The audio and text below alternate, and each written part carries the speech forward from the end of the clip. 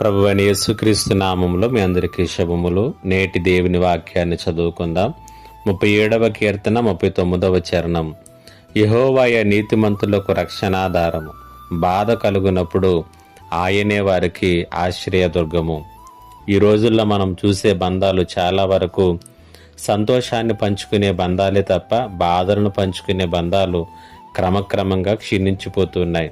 మరికొన్ని సందర్భాలలో ఈ బంధాలలో ఉన్నటువంటి వారే మనకు బాధను కలిగించుతూ ఉన్నటువంటి విషయాలు కూడా మనం చూస్తూ ఉన్నాం. ఇది నేటి మన జీవన సంబంధాల పరిస్థితి.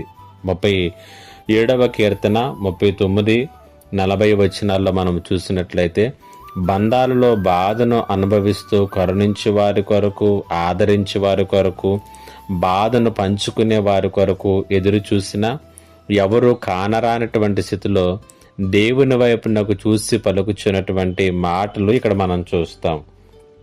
బాధ కలిగినప్పుడు దేవుడే నాకు ఆశ్రయ దుర్గము అని చెబుతూ, ఆయనే మాకు సహాయకుడు, మమ్మల్ని రక్షించేటటువంటి దేవుడు అనేటువంటి విషయాలను తెలియచేస్తూ, మమ్మలను నీవు భక్తిహీనుల చేతుల నుండి విడిపించి రక్షిస్తావు అనేటువంటి విధానంలో కీర్తనాకారుడు ఈ మాటలను జ్ఞాపకం చేసుకోవటం అనేటువంటిది మనం చూస్తున్నాం. అనగా తన బాధను పంచుకుని బాధ నుండి విడిపించగలిగినటువంటి వానితో ఉన్నటువంటి సంబంధాన్ని జ్ఞాపకం చేసుకుంటున్నాడు.